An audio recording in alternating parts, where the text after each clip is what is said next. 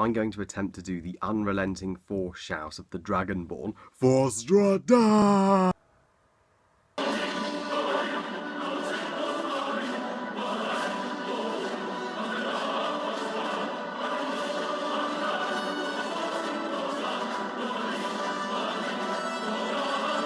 Elder Scrolls Skyrim, originally released in November 2011 on Xbox 360, and is of course created by Best for Studios, and is the fifth installment in the Elder Scrolls video game franchise. Now, Skyrim, I cannot believe it's 5 years old now.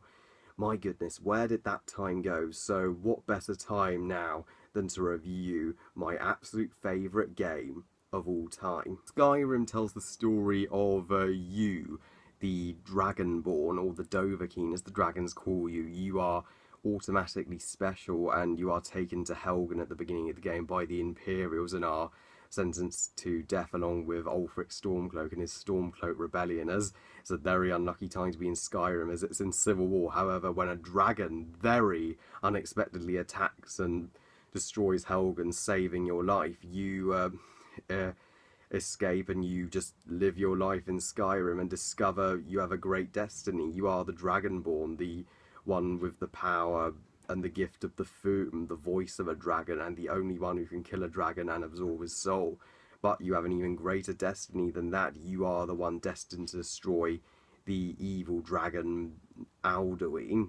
Now, words cannot describe how awesome, how brilliant and how perfect this game is. This game was a true phenomenon when it came out at the time. Everybody absolutely raved about it, and it was the fastest selling game of all time apparently. It sold like 7 million freaking copies worldwide, and it will surely go down in history as an absolute classic. What makes Skyrim work as a game is the amount of choice it gives you. This game gives you more choice than any game I've ever seen. You literally get to decide what the character looks like. You actually get to design yourself at the beginning. You can pick any race of the races in Tamerial, a Nord, Dark Elf, Imperial, Wood Elf, Arganian, and anything basically. The choice is yours, and not only that, but you are in control of the story flow. You get to make decisions and say lines of dialogue as you please. You're not forced to follow one direct storyline. You are in complete control throughout, which I love games that give you that kind of freedom. And if you love that, you are going to be addicted to this game, which I am addicted. I have played it a billion times. I have played it just infinity times, and I will always play it and love it for the rest of my life. Even the Dragonborn is an amazing protagonist.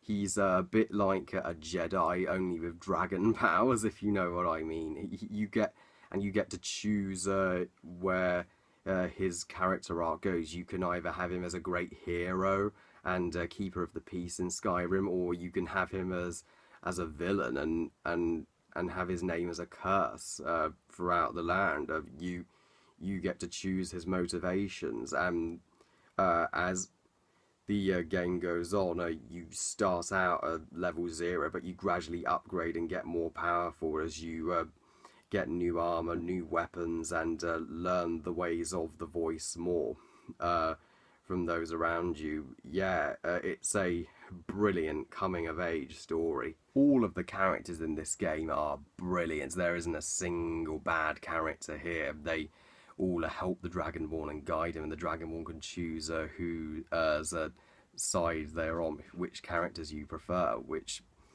is so engaging and creates some powerful drama as you play through the story. Like, you can either choose to go with Ralof, who's a Stormcloak, and obviously you choose Ralof, you side with the Stormcloaks. However, if you choose that Imperial guy, you side with the Imperials. Now, I'm not going to tell you which side is right or wrong, it's entirely up to you.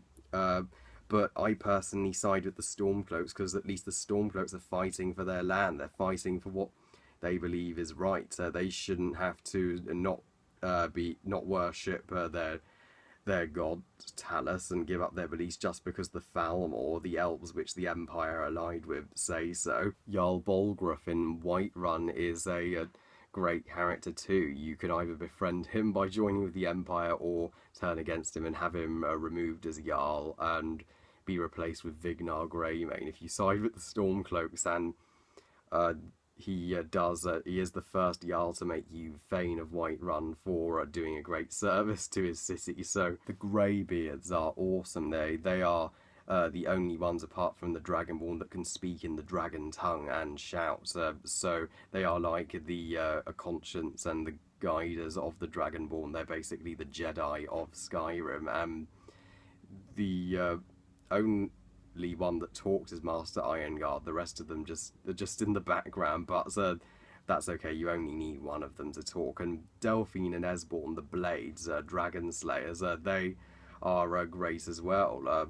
But one thing that really put me off them was that they're fucking assholes. They want you to kill my favourite character in the game, Parthenax. Parthenax is freaking awesome. He is the one of the only dragons in the game that actually befriends you and you can actually talk to. He is the Yoda of Skyrim. He is the one that actually shows you the way how to defeat Alduin, and it helps that was once an ally of Alduin, and he's now learnt to move on from that, which makes him such a compelling character. He's not just a dragon without character. He has plenty of character to him. And Ophilium, the dragon which you have to call and helps fly you to Sovngarde in your final battle with Alduin, he's awesome too. And he actually comes whenever you call him to your aid. How awesome is that? And Alduin, the game's antagonist, Alduin is one of the most awesome, most brilliantly built up to, most intimidating villains I have seen in a video game.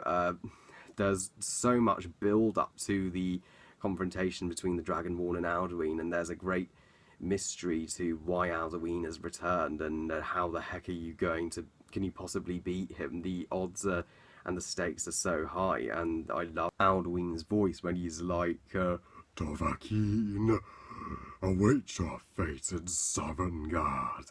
Oh, brilliant voice acting all around for all the characters, by the way.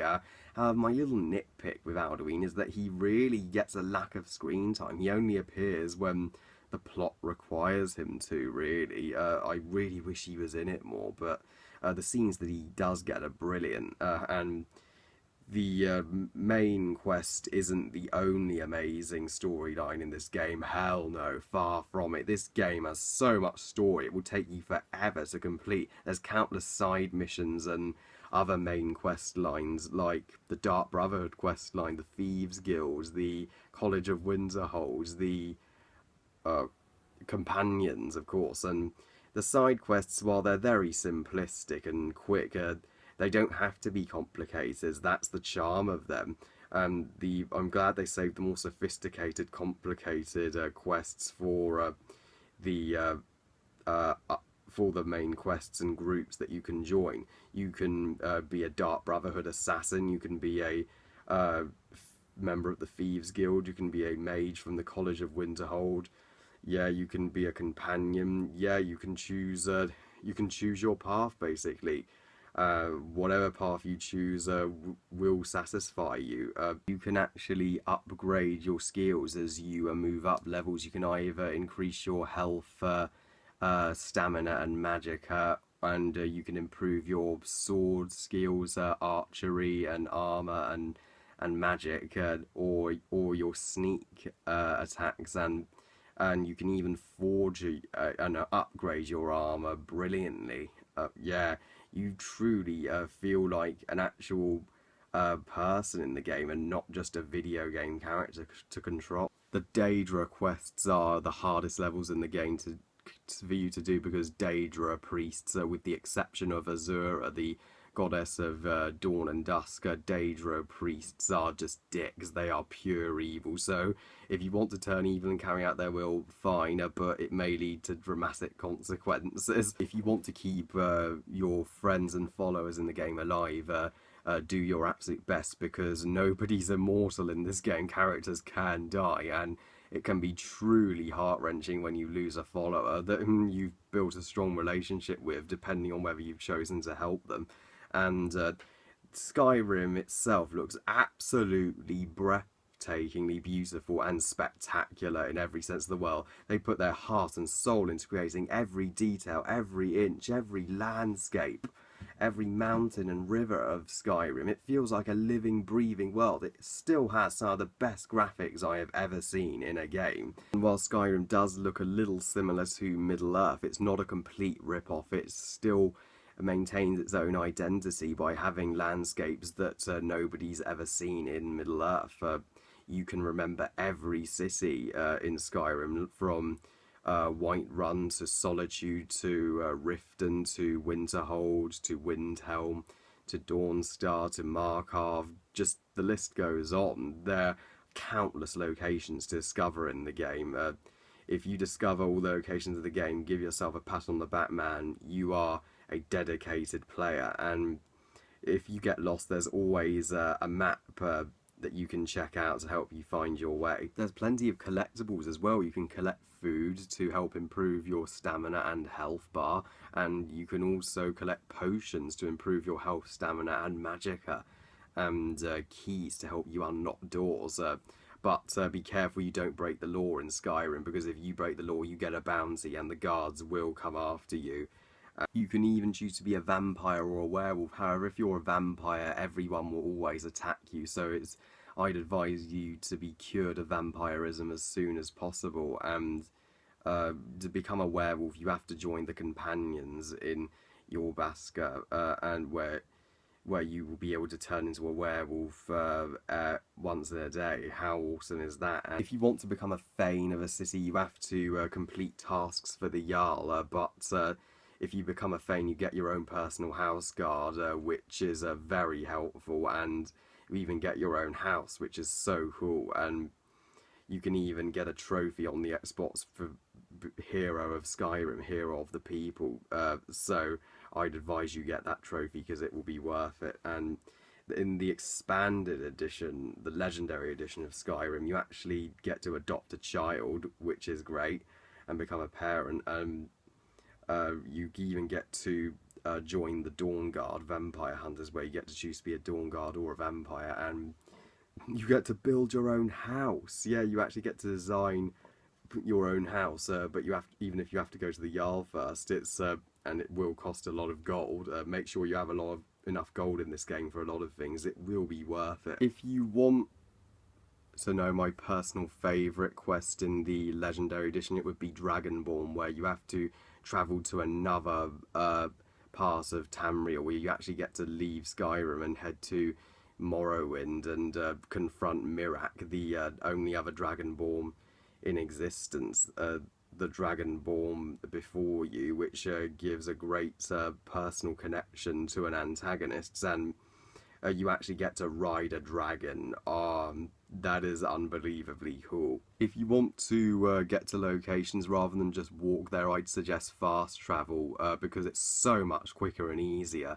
It's handy that they have fast travel, and even when you do walk around, it's not boring, because there's plenty of challenges and obstacles for you to face along the way. Predators like wolves and bears and giant spiders and giants and mammoths, and saber-toothed cats, but of course the dragons. The dragon battles in this game are amazing. It's so much easier if you learn Dragon Rend, which can absorb a dragon's soul and bring them down. Once you've killed the dragon will get a spectacular death where you will absorb their soul and unlock a new shout.